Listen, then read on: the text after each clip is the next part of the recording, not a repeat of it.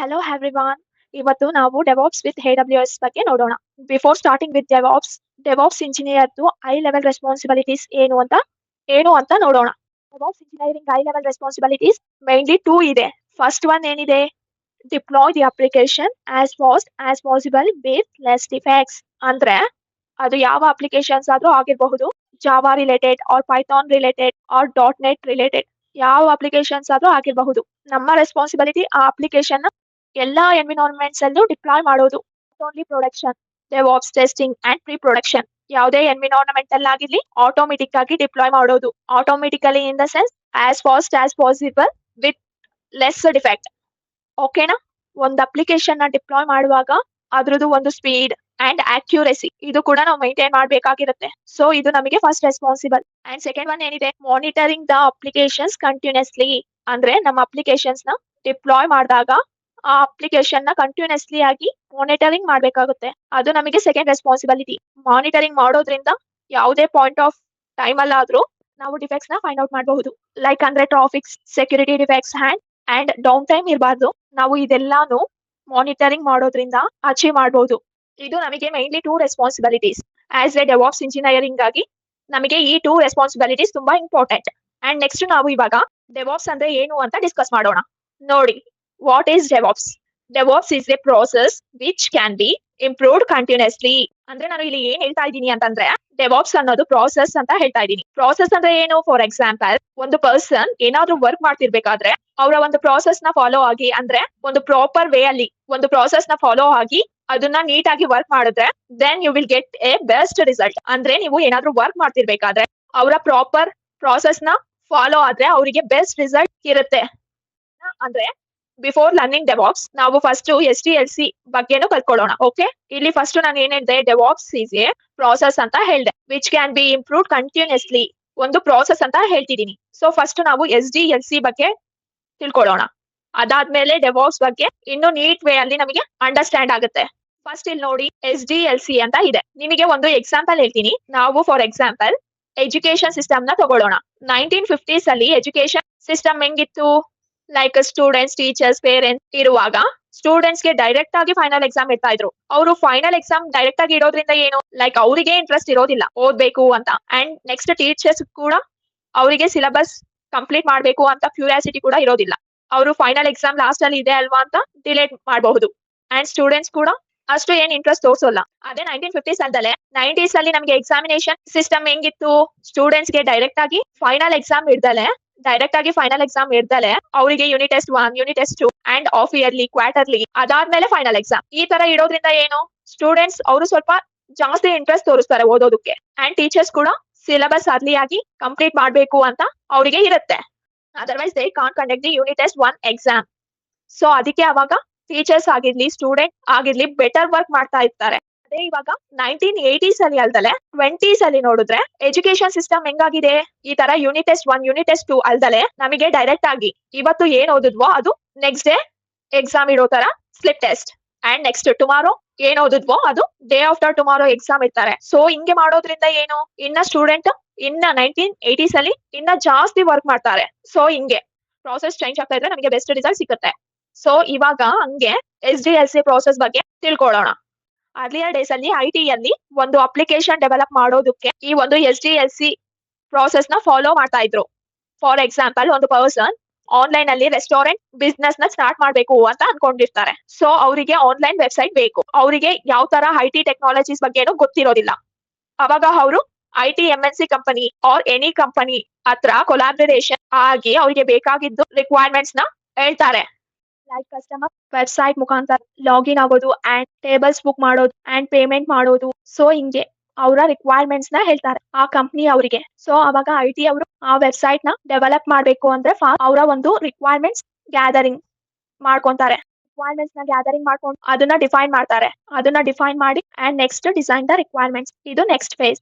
Design means ಅವರ ಒಂದು technically converts the business requirements into technical requirements. ಒಂದು requirements ಎಲ್ಲ ಕೂಡ ಟೆಕ್ನಿಕಲ್ ರಿಕ್ವೈರ್ಮೆಂಟ್ಸ್ ಆಗಿ ಕನ್ವರ್ಟ್ ಮಾಡ್ತಾರೆ, ಡಿಸೈನ್ ದ ರಿಕ್ವೈರ್ಮೆಂಟ್ಸ್ ಆಗಿ. ಸೊ ಒನ್ಸ್ ಈ 3 ಫೇಸಸ್ ನ ಫಿನಿಶ್ ಮಾಡಾದ್ಮೇಲೆ, ಮೀನ್ಸ್ ಕಸ್ಟಮರ್ ರಿಕ್ವೈರ್ಮೆಂಟ್ಸ್ ಡಿಸೈನ್ ಮಾಡಾದ್ಮೇಲೆ ನೆಕ್ಸ್ಟ್ ಡೆವಲಪ್ಮೆಂಟ್ ಮಾಡ್ತಾರೆ. ಒನ್ಸ್ ನಾವು ಈ 3 ಫೇಸಸ್ ನು ಪ್ರಾಪರ್ ಆಗಿ ಕಂಪ್ಲೀಟ್ ಮಾಡಿದ್ರೆ ನಮಗೆ ಈ ಡೆವಲಪ್ಮೆಂಟ್ ಪಾರ್ಟ್ ಅನ್ನೋದು ನಮಗೆ ತುಂಬಾ ಈಸಿ ಆಗುತ್ತೆ. So after development testing, once testing ಅಲ್ಲಿ ನಮಗೆ ಸಕ್ಸಸ್ ಆದ್ರೆ ನಮಗೆ ಡಿಪ್ಲಾಯ್ಮೆಂಟ್ ಆಗುತ್ತೆ. ಆಗ ನಾವು ಡಿಪ್ಲಾಯ್ಮೆಂಟ್ ಒಳಗಡೆ ಹೋಗ್ತೀವಿ. ಆಫ್ಟರ್ ಡಿಪ್ಲಾಯ್ಮೆಂಟ್ ಅದನ್ನ ನಾವು ಮೈಂಟೆನೆನ್ಸ್ ಮಾಡ್ಬೇಕಾಗಿರುತ್ತೆ. ಸೊ ಈ ಪ್ರಾಸೆಸ್ ನ ಫಾಲೋ ಆಗ್ತಿದ್ರು IT ಅವರು. ಒನ್ಸ್ ನಮಗೆ ಆ ಪ್ರಾಜೆಕ್ಟ್ ಅನ್ನೋದು ಡಿಪ್ಲಾಯ್ ಆದಾಗ, ಅಂದ್ರೆ ವೆಬ್ಸೈಟ್ ಅನ್ನೋದು ಅಪ್ ಆದ್ಮೇಲೆ, ಆಗ ಕಸ್ಟಮರ್ ಫ್ರೀಕ್ವೆಂಟ್ಲಿ ಆ ವೆಬ್ಸೈಟ್ ಗೆ ಫೀಚರ್ಸ್ ನ ಕೇಳ್ತಾನೆ ಇರ್ತಾರೆ. ಮೀನ್ಸ್ ಆ ಕಸ್ಟಮರ್ ರಿಕ್ವೈರ್ಮೆಂಟ್ ಚೇಂಜ್ ಆಗ್ತಾನೆ ಇರುತ್ತೆ. ಬೇಸ್ಡ್ ಆನ್ ಈಸ್ ಬಿಸ್ನೆಸ್ ಅವರ ಒಂದು ರಿಕ್ವೈರ್ಮೆಂಟ್ಸ್ ಫ್ಯೂಚರ್ ಅಲ್ಲಿ ಚೇಂಜ್ ಆಗಬಹುದು. ಸೊ ಒನ್ಸ್ ಆ ಪ್ರಾಜೆಕ್ಟ್ ಡಿಪ್ಲಾಯ್ ಆದ್ಮೇಲೆ ನಾವು ಅದನ್ನ ಲೈಫ್ ಟೈಮ್ ಮೇಂಟೆನೆನ್ಸ್ ಮಾಡ್ಬೇಕಾಗಿರುತ್ತೆ. ಫಾರ್ ಎಕ್ಸಾಂಪಲ್, ನಾವು ವಾಟ್ಸ್ಆಪ್ ನ 2011 ಆರ್ 2012 ಇಂದ ನಾವು ಯೂಸ್ ಮಾಡ್ತಾ ಇದೀವಿ. ಬಟ್ ಅವಾಗಿಂದ ಇವಾಗ ಗಂಟನು ತುಂಬಾ ಫೀಚರ್ಸ್ ಬಂದಿದೆ. ಈ ವಾಟ್ಸ್ಆಪ್ ಅಪ್ಲಿಕೇಶನ್ ನಮಗೆ ತುಂಬಾ ಫೀಚರ್ ನ ರಿಲೀಸ್ ಮಾಡಿದೆ. ಸೊ ಈ ರೀತಿಯಲ್ಲಿ ನಮಗೆ ಮೇಂಟೆನೆನ್ಸ್ ಅನ್ನೋದು, ಒಂದು ಸಾಫ್ಟ್ವೇರ್, ಒಂದು ಪ್ರಾಜೆಕ್ಟ್ ಮೇಂಟೆನೆನ್ಸ್ ಅನ್ನೋದು ಲೈಫ್ ಟೈಮ್ ಇರುತ್ತೆ ನಮಗೆ. ನೆಕ್ಸ್ಟ್ ಇವಾಗ ನಾವು SDLC ಪ್ರೋಸೆಸ್, ನೆಕ್ಸ್ಟ್ ಇವಾಗ ನಾವು ವಾಟರ್ ಫಾಲ್ ಮಾಡೆಲ್ ಬಗ್ಗೆ ನೋಡೋಣ. ಓಕೆನಾ? ಇದು ನಮಗೆ ವಾಟರ್ ಫಾಲ್ ಮಾಡೆಲ್ ಅಲ್ಲಿ ಫೇಸಸ್. ಒಂದು ರೆಸ್ಟೋರೆಂಟ್ ಪ್ರಾಜೆಕ್ಟ್ ಮಾಡೋಕೆ 2 years ಟೈಮ್ ಇದೆ ಅಂತ ಅನ್ಕೊಳ್ಳೋಣ. ಸೊ ಇಲ್ಲಿ ಫಸ್ಟ್ ಫ್ಯೂ ಡೇಸ್ ಡೆವಲಪರ್ಸ್ ಆಗಿರ್ಲಿ, ಟೆಸ್ಟರ್ಸ್ ಆಗಿರ್ಲಿ, ಅಂದ್ರೆ ಅವರು ಸೀರಿಯಸ್ ಆಗಿ ವರ್ಕ್ ಮಾಡೋದಿಲ್ಲ. ಈ ವಾಟರ್ ಫಾಲ್ ಮಾಡೆಲ್ ಅಲ್ಲಿ ಓನ್ಲಿ ಒನ್ ಫೈನಲ್ ರಿಲೀಸ್ ಇರುತ್ತೆ. ಅಂದ್ರೆ that is directly into the production ಅಂತ ಹೇಳ್ಬಹುದು.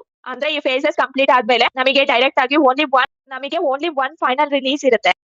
And that is directly into the production ಅಂತ ಹೇಳ್ಬಹುದು. ಅಂದ್ರೆ ಈ ಫೇಸಸ್ ಕಂಪ್ಲೀಟ್ ಆದ್ಮೇಲೆ ನಮಗೆ ಡೈರೆಕ್ಟ್ ಆಗಿ ಓನ್ಲಿ ಒನ್ ಫೈನಲ್ ರಿಲೀಸ್ ಇರುತ್ತೆ. ಅವಾಗ ಮಾತ್ರನೇ, ಅಂದ್ರೆ ಆ ಫೈನಲ್ ರಿಲೀಸ್ ಆದ್ಮೇಲೆನೆ ಕ್ಲೈಂಟ್ ಪ್ರಾಜೆಕ್ಟ್ ನ ನೋಡ್ತಾರೆ.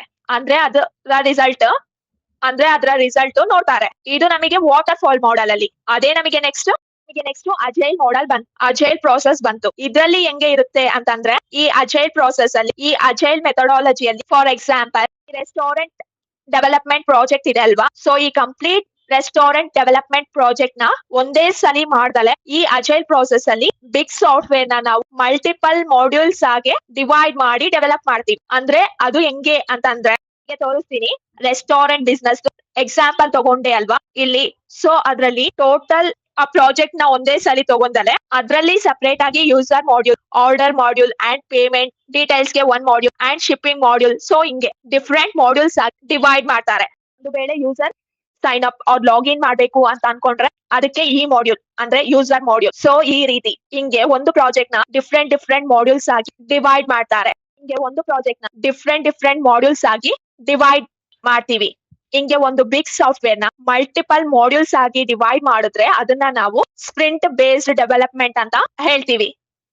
ಜಸ್ಟ್ ಲೈಕ್ ಇಷ್ಟೊತ್ತಂತ ಎಕ್ಸಾಮಿನೇಷನ್ ಸಿಸ್ಟಮ್ ಎಕ್ಸಾಂಪಲ್ ಹೇಳ್ದೆ. ಸ್ಟೂಡೆಂಟ್ಸ್ ಗೆ ಡೈರೆಕ್ಟ್ ಆಗಿ ಫೈನಲ್ ಎಕ್ಸಾಮ್ ಅಲ್ದಲೆ unit test 1, unit test 2, so ಹಿಂಗೆ ಆಫ್ ಇಯರ್ಲಿ, ಕ್ವಾರ್ಟರ್ಲಿ, ಲಾಸ್ಟ್ ಅಲ್ಲಿ ಫೈನಲ್ ಎಕ್ಸಾಮ್ ಇಡೋದ್ರಿಂದ ಏನು, ಸೊ ಅಲ್ಲಿ ಸ್ಟೂಡೆಂಟ್ಸ್ ಆಗಿರ್ಲಿ, ಟೀಚರ್ಸ್ ಗೆ ಆಗಿರ್ಲಿ ಯೂನಿಟ್ ಟೆಸ್ಟ್ 1 ಬಗ್ಗೆ ವರಿ ಆಗ್ತಾರೆ. ಸೊ ಅವಾಗ ನಮಗೆ ಬೆಸ್ಟ್ ರಿಸಲ್ಟ್ಸ್ ಅನ್ನೋದು ಇರುತ್ತೆ.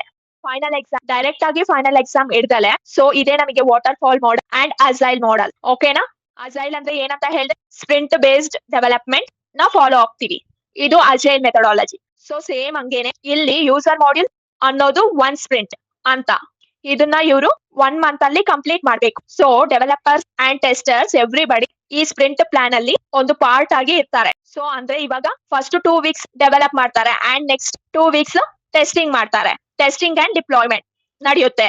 ಈ ಸ್ಪ್ರಿಂಟ್ ಕಂಪ್ಲೀಟ್ ಆದ್ಮೇಲೆ ಕ್ಲೈಂಟ್ಸ್ ಲಾಗಿನ್ ಆಗಿ ಆರ್ ಸೈನ್ ಅಪ್ ಆಗಿ ಅವ್ರನ್ನ ಸಾಫ್ಟ್ವೇರ್ ನ ಚೆಕ್ ಮಾಡ್ಕೋಬಹುದು. ಅವರು ಚೆಕ್ ಮಾಡಿ ಅವರ ರಿಕ್ವೈರ್ಮೆಂಟ್ಸ್ ಕರೆಕ್ಟ್ ಆಗಿ ಇದೆಯಾ ಇಲ್ವಾ ಅನ್ನೋದು ನಮಗೆ ಫೀಡ್ಬ್ಯಾಕ್ ಕೊಡ್ತಾರೆ. ಸೊ ಇಫ್ ಅವರಿಗೆ ನಮ್ಮ ವರ್ಕ್ ಇಷ್ಟ ಆಗಿಲ್ಲ ಅಂತಂದ್ರೆ they can cancel the contract. ಇದು ನಮಗೆ agile process. Almost every company ಕೂಡ ನಮಗೆ ಈ ಅಜೈಲ್ ಪ್ರಾಸೆಸ್ ನ ಯೂಸ್ ಮಾಡ್ತಾರೆ. ಓಕೆನಾ? ಇದರಲ್ಲಿ ನಾವು ಮಾಡ್ಯೂಲ್ಸ್ ವೈಸ್ ಆಗಿ, ಅಂದ್ರೆ ಸ್ಪ್ರಿಂಟ್ ವೈಸ್ ಆಗಿ ನಮಗೆ ಡೆವಲಪ್ಮೆಂಟ್ ಅನ್ನೋದು ನಡೀತಾ ಇರುತ್ತೆ. ಬಟ್ ಆಫ್ಟರ್ ಸಮ್ ಇಯರ್ಸ್ ಈ ಅಜೈಲ್ ಪ್ರಾಸೆಸ್ ಅಲ್ಲಿ ಸಮ್ ಡಿಫೆಕ್ಟ್ಸ್ ರೈಸ್ ಆಯ್ತು. ಸೊ ಇಲ್ಲಿ ಫಸ್ಟ್ ನಾನು ಏನ್ ಹೇಳ್ದೆ, ಈ ಅಜೈಲ್ ಪ್ರಾಸೆಸ್ ಅಲ್ಲಿ ಫಸ್ಟ್ 2 weeks ಡೆವಲಪರ್ಸ್ ವರ್ಕ್ ಮಾಡ್ತಿರ್ತಾರೆ and next 2 weeks testers. So ಇಲ್ಲಿ ಏನಾಗುತ್ತೆ, ಫಸ್ಟ್ 2 weeks ಡೆವಲಪರ್ಸ್ ವರ್ಕ್ ಮಾಡ್ತಾರೆ. ಸೊ ಅವಾಗ ಟೆಸ್ಟಿಂಗ್ ಅವರಿಗೆ ಅಷ್ಟು ವರ್ಕ್ ಇರೋದಿಲ್ಲ. ಒನ್ಸ್ 2 weeks ಡೆವಲಪ್ಮೆಂಟ್ ಕಂಪ್ಲೀಟ್ ಆದ್ಮೇಲೆ ನೆಕ್ಸ್ಟ್ 2 weeks ಪ್ರಾಜೆಕ್ಟ್ ನ ಆರ್ ಅಪ್ಲಿಕೇಶನ್ಸ್ ನ ಟೆಸ್ಟಿಂಗ್ ಅವರಿಗೆ ಹ್ಯಾಂಡ್ ಓವರ್ ಮಾಡ್ತಾರೆ. ಸೊ ವೈಲ್ ಟೆಸ್ಟಿಂಗ್ ಅವರು ಇಫ್ ಏನಾದ್ರೂ ಎರರ್ ನ ಫೈಂಡ್ ಔಟ್ ಮಾಡಿದ್ರೆ ಅದನ್ನ ಕ್ಲಿಯರ್ ಮಾಡಿ ಡಿಪ್ಲಾಯ್ ಮಾಡ್ತಾರೆ. ಓಕೆನಾ? ಫಾರ್ ಎಕ್ಸಾಂಪಲ್ ಇಲ್ಲಿ ನಿಮಗೆ ಟೆಸ್ಟಿಂಗ್ ಅವರು ಇದ್ದಾರೆ. ಟೆಸ್ಟಿಂಗ್ ಅವರು ಅಂದ್ರೆ 2 weeks ಡೆವಲಪ್ಮೆಂಟ್ ಕಂಪ್ಲೀಟ್ ಆದ್ಮೇಲೆ ಡೆವಲಪ್ಮೆಂಟ್ ಅವರು ಅದನ್ನ ಟೆಸ್ಟಿಂಗ್ ಅವರಿಗೆ ಕೊಟ್ಬಿಟ್ರು. ಸೊ ಅವಾಗ ಟೆಸ್ಟಿಂಗ್ ಅವರು ನೆಕ್ಸ್ಟ್ 2 ವೀಕ್ಸ್ ಆ ಪ್ರಾಜೆಕ್ಟ್ ನಿಂದ 10 to 15 ಡಿಫೆಕ್ಟ್ಸ್ ನ ಫೈಂಡ್ ಔಟ್ ಮಾಡಿದ್ರೆ, like instead of accepting characters, login ಆಗುವಾಗ ಸ್ಪೆಷಲ್ ಕ್ಯಾರೆಕ್ಟರ್ಸ್ ನ ಕೂಡ ಅಕ್ಸೆಪ್ಟ್ ಮಾಡುತ್ತೆ. ಸೊ ಹಂಗೆ ಡಿಫೆಕ್ಟ್ಸ್ ಇದ್ರೆ ಅದನ್ನ ಡೆವಲಪರ್ಸ್ ಗೆ ಸೆಂಡ್ ಮಾಡಿದ್ರೆ ಡೆವಲಪರ್ಸ್ ಹೇಳ್ತಾರೆ ಯಾಕೆ ನೀವು ಹಿಂಗೆ 5 ಡಿಫೆಕ್ಟ್ಸ್ ರೈಸ್ ಮಾಡಿದ್ರಿ, ಸರಿಯಾಗಿ ಟೆಸ್ಟಿಂಗ್ ಮಾಡೋಕೆ ಬರೋದಿಲ್ವಾ ಅಂತ. ಅಂಡ್ ಟೆಸ್ಟಿಂಗ್ ಅವರು ಕೂಡ 5 ಡಿಫೆಕ್ಟ್ಸ್ ಬಂದಿದೆ, ನಿಮ್ಮಿಂದ ನಿಮಗೆ ಡೆವಲಪ್ಮೆಂಟ್ ಮಾಡೋಕೆ ಬರಲ್ವಾ ಅಂತ. ಹಿಂಗೆ ಈ ಅಜೈಲ್ ಪ್ರಾಸೆಸ್ ಅಲ್ಲಿ ಒಂದು ಪ್ರಾಜೆಕ್ಟ್ ನ ಡೆಲಿವರಿ ಅಂದ್ರೆ ಡಿಪ್ಲಾಯ್ ಮಾಡೋಕೆ, ಒಂದು ಪ್ರಾಜೆಕ್ಟ್ ನ ಡೆಲಿವರಿ ಸಕ್ಸಸ್ ಮಾಡೋಕೆ ಲಾಟ್ಸ್ ಆಫ್ ಇಂಟರ್ನಲ್ ಫೈಲ್ಸ್ ಅನ್ನೋದು ನಡೀತಾ ಇರುತ್ತೆ. ಸೊ ಇದು ನಮಗೆ ಅಜೈಲ್ ಪ್ರಾಸೆಸ್ ಇಂದ ನಮಗೆ ಡ್ರಾಬ್ಯಾಕ್ ಅಂತ ಹೇಳ್ಬಹುದು. ಸೊ ದಟ್ಸ್ ವೈ ಸೊ ಈ ಸಿಂಪಲ್ ಪ್ರಾಸೆಸ್ ಚೇಂಜ್ ಹತ್ರ ನಮಗೆ ಡೆವಾಪ್ಸ್ ಅನ್ನೋದು ಇಂಟ್ರಡ್ಯೂಸ್ ಆಗುತ್ತೆ. ಓಕೆನಾ? ಇಲ್ಲಿ ನಮಗೆ ಅಜೈಲ್ ಅಲ್ಲಿ ಸ್ಪ್ರಿಂಟ್ ವೈಸ್ ಆಗಿ ಡೆವಲಪ್ಮೆಂಟ್ ಅಂದ್ರೆ ಡಿಪ್ಲಾಯ್ ಅನ್ನೋದು ನಡೆಯುತ್ತೆ. ಅಂದ್ರೆ 2 ವೀಕ್ಸ್ ಸ್ಪ್ರಿಂಟ್ 1 ಅಲ್ಲಿ ಡೆವಲಪರ್ಸ್ ವರ್ಕ್ ಮಾಡಿದ್ರೆ and next 2 weeks testers work ಮಾಡ್ತಾರೆ, ಟೆಸ್ಟಿಂಗ್ ಅವರು ವರ್ಕ್ ಮಾಡ್ತಾರೆ. ಇದು ಅಜೈಲ್. ಬಟ್ ಇದ್ರಿಂದ ನಮಗೆ ಸ್ವಲ್ಪ ಡಿಫೆಕ್ಟ್ಸ್ ಇದೆ ಅಂತ ಹೇಳಿದೆ. ಸೊ ನಮಗೆ ಅದಕ್ಕೆ ಈ ಸಿಂಪಲ್ ಪ್ರಾಸೆಸ್ ಚೇಂಜ್ ಗೆ ನಮಗೆ ಈ ಡೆವಾಪ್ಸ್ ಅನ್ನೋದು ಇಂಟ್ರಡ್ಯೂಸ್ ಆಗಿದೆ, ಬಂದಿದೆ. ಈ ಡೆವಾಪ್ಸ್ ಕೂಡ agile, but simple process change ಇರುತ್ತೆ. ಅಜೈಲ್ ಪ್ರಾಸೆಸ್ ಅಲ್ಲಿ 2 weeks developers and remaining 2 weeks testers work ಮಾಡಿದಾಗ ಏನಾದ್ರೂ ಡಿಫೆಕ್ಟ್ಸ್ ಬಂದಾಗ ಮತ್ತೆ ಡೆವಲಪ್ಮೆಂಟ್ ಟೀಮ್ ಗೆ ಸೆಂಡ್ ಮಾಡಿದ್ರೆ they have to spend some time to remember that coding part and what they worked in the last 2 weeks ಅಂತ. But ಈ DevOps process ಅಲ್ಲಿ as a developers ಆಗಿ ವರ್ಕ್ ಮಾಡ್ತಿರುವಾಗ ನೆಕ್ಸ್ಟ್ ಟುಮಾರೋ ವರ್ಕ್ ಅಂತ ಬರ್ದಿರೋದ್ರಲ್ಲಿ ಏನಾದ್ರೂ ಡಿಫೆಕ್ಟ್ಸ್ ಇದೆ ಅನ್ನೋದು ನೋಡ್ಕೊಂಡು ಅಂದ್ರೆ ರೆಕ್ಟಿಫೈ ಮಾಡ್ಕೋಬಹುದು ನೆಕ್ಸ್ಟ್ ಡೇ. ಸೊ ಈ ರೀತಿಯಲ್ಲಿ ಡೆವಾಪ್ಸ್ ಮುಖಾಂತರ ಡೆವಲಪರ್ಸ್ಗೆ ಅಂಡ್ ಟೆಸ್ಟರ್ಸ್ಗೆ ಕಂಟಿನ್ಯೂಸ್ಲಿ ಆಗಿ ಕಮ್ಯುನಿಕೇಶನ್, ಕೊಲಾಬರೇಷನ್ ಅಂಡ್ ಕೋಆಪರೇಷನ್ ಇರುತ್ತೆ ಅಂತ ಹೇಳ್ಬಹುದು. ಡೆವಾಪ್ಸ್ ಫೇಸ್ ಏನು ಅಂತಂದ್ರೆ ನಾವು ಯಾವ್ದನ್ನ ಇವತ್ತು ಡೆವಲಪ್ ಮಾಡ್ತೀವೋ it should be tested and deploy on the same day immediate feedback ಅನ್ನೋದು ಇರುತ್ತೆ and high chances to rectify the defects ಅಂತ ಹೇಳ್ಬಹುದು. ಇದು ನಮಗೆ ಡೆವಾಪ್ಸ್ ಮೈನ್ ಯೂಸ್. ಇವಾಗ ನಾವು ಯಾವ ಕಾನ್ಸೆಪ್ಟ್ಸ್ ಅಂಡ್ ಟೂಲ್ಸ್ ಈ ಪಾರ್ಟ್ ಆಫ್ ಡೆವಾಪ್ಸ್ ನ ಯೂಸ್ ಮಾಡ್ತೀವಿ ಅನ್ನೋದು ಕೂಡ ತಿಳ್ಕೊಳ್ಳೋಣ. ಸೊ ಇಲ್ಲಿ ನಾನು ಬರ್ದಿಲ್ಲ, ಬಟ್ ನಿಮಗೆ ನಾರ್ಮಲ್ ಆಗಿ ಹೇಳ್ತೀನಿ. ಫಸ್ಟ್ ನಾವು ಲೈನೆಕ್ಸ್ OS ಅಂತ ಇರುತ್ತೆ, Linux operating system. So as a part of devops engineer to connect and communicate with the servers ನಮಗೆ ಲೈನೆಕ್ಸ್ ಆಪರೇಟಿಂಗ್ ಸಿಸ್ಟಮ್ ಅನ್ನೋದು ಬಂದಿರುತ್ತೆ. ಸೊ ಇದನ್ನ ಮ್ಯಾಂಡೇಟರಿ ಅಂತ ಹೇಳ್ಬಹುದು. ಓಕೆನಾ? ಲೈನೆಕ್ಸ್ ಅನ್ನೋದು. ಅಂಡ್ ನೆಕ್ಸ್ಟ್ ನಮಗೆ ಶೆಲ್ ಸ್ಕ್ರಿಪ್ಟಿಂಗ್ ಕೂಡ ಮ್ಯಾಂಡೇಟರಿ. ಯಾಕೆ ಅಂತಂದ್ರೆ ನಾವು ಮ್ಯಾನ್ಯುಯಲ್ ಆಗಿ ಮಾಡೋದಿಲ್ಲ ಏನಾದ್ರೂನು. ಫಾರ್ ಎಕ್ಸಾಂಪಲ್ ಯಾರಾದ್ರೂ ಜೆನ್ಕಿನ್ಸ್ ನ ಇನ್ಸ್ಟಾಲ್ ಮಾಡಲು ಹೇಳಿದ್ರೆ, ಸೊ ಮ್ಯಾನ್ಯುಯಲ್ ಆಗಿ ಇನ್ಸ್ಟಾಲ್ ಮಾಡೋದ್ರಿಂದ it will take some time. Means manual ಆಗಿ ಆದ್ರೆ ಇವಾಗ 100 ಸರ್ವರ್ಸ್ ಇದ್ರೆ ನಮಗೆ 100 into 15 minutes ಟೈಮ್ ಹಿಡಿಯುತ್ತೆ. ಅದೇ ಇವಾಗ ಸ್ಕ್ರಿಪ್ಟಿಂಗ್ ರೆಡಿಯಾಗಿ ಇದ್ರೆ ನಾವು ಅದನ್ನ 2 minutes ಅಲ್ಲಿ ಇನ್ಸ್ಟಾಲೇಷನ್ ಕಂಪ್ಲೀಟ್ ಮಾಡಬಹುದು. ಮೀನ್ಸ್ 100 into 200 minutes ಅಲ್ಲಿ ನಾವು ಅದನ್ನ ಅದ್ರದ್ದು ಇನ್ಸ್ಟಾಲೇಷನ್ ಆದ್ರೆ ಕಂಪ್ಲೀಟ್ ಮಾಡಬಹುದು. ಇದು ನಮಗೆ ಸ್ಕ್ರಿಪ್ಟಿಂಗ್ ಪವರ್ ಅಂತ ಹೇಳ್ಕೋಬಹುದು. ಸೊ ನಾವು ಏನ್ ಹೇಳಿದ್ವಿ, Linux operating system important and shell scripting ಕೂಡ ಇಂಪಾರ್ಟೆಂಟ್. ಇಲ್ಲಿ ಸ್ಕ್ರಿಪ್ಟಿಂಗ್ ನಥಿಂಗ್ ಬಟ್ ಇನ್ನ ಈಸಿಯಾಗಿ ಹೇಳ್ಬೇಕು ಅಂತಂದ್ರೆ ನಿಮಗೆ ಇಲ್ಲಿ ತೋರಿಸ್ತೀನಿ, ಇಲ್ಲಿ ನೋಡಿ. ಸ್ಕ್ರಿಪ್ಟಿಂಗ್ ನಥಿಂಗ್ ಬಟ್ ಇನ್ನ ಈಸಿಯಾಗಿ ಹೇಳ್ಬೇಕು ಅಂತಂದ್ರೆ, ಫಾರ್ ಎಕ್ಸಾಂಪಲ್ ನಮಗೆ ಇಲ್ಲಿ ಸ್ವಲ್ಪ ಲಾಕ್ಸ್ ಇದೆ. ನಮ್ಮ ಟಾಸ್ಕ್ ಏನು ಅಂತಂದ್ರೆ ಈ ಫಾರೆಸ್ಟ್ ಅಲ್ಲಿ ಇಲ್ಲಿರುವ ಲಾಕ್ಸ್ ನ ಫ್ಯಾಕ್ಟ್ರಿಗೆ ಕ್ಯಾರಿ ಮಾಡ್ಬೇಕು. ಇಲ್ಲಿ ನಮಗೆ 2 ಆಪ್ಷನ್ಸ್ ಇದೆ. ಫಸ್ಟ್ ಒನ್, ನಾವು ಒನ್ ಬೈ ಒನ್ ತಗೊಂಡು ಕ್ಯಾರಿ ಮಾಡಿ ಫ್ಯಾಕ್ಟ್ರಿಯಲ್ಲಿ ಇಡ್ಬೋದು. ಒಂದು ಬಿಗ್ ಕಂಟೈನರ್ ಅಲ್ಲಿ ಈ ಲಾಕ್ ಎಲ್ಲಾನು ಇಟ್ಬಿಟ್ಟು ಅಟ್ ಎ ಟೈಮ್ ಕೂಡ ಶಿಫ್ಟ್ ಮಾಡಬಹುದು. ಸೇಮ್ ಇಲ್ಲೂ ಕೂಡ ಅಷ್ಟೇ. ಜೆನ್ಕಿನ್ ಇನ್ಸ್ಟಾಲೇಷನ್ ಪ್ರಾಸೆಸ್ ಗೆ ನಾವು ಏನಂತ ಹೇಳ್ದೆ, ಜೆನ್ಕಿನ್ಸ್ ಇನ್ಸ್ಟಾಲೇಷನ್ ಪ್ರಾಸೆಸ್ ಗೆ ನಾವು ಒಂದು 20 ಕಮಾಂಡ್ಸ್ ಯೂಸ್ ಮಾಡಿದ್ರೆ ಈ 20 ಕಮಾಂಡ್ಸ್ ಮ್ಯಾನ್ಯುಯಲ್ ಆಗಿ ಮಾಡುವ ಬದಲು keep all those 20 commands in a script and then we can run at a time. ಓಕೆನಾ? ಸೊ ಅವಾಗ ನಮಗೆ ಕ್ವಿಕ್ ವೇ ಅನ್ನೋದು ಇರುತ್ತೆ, ಮ್ಯಾನ್ಯುಯಲ್ ಆಗಿ ಅಲ್ದಲೇನೆ. ನಮಗೆ ಆಟೋಮೇಟಿಕ್ ಮಾಡ್ಕೊಂತೀವಿ. Thank you. Thank you so much for watching.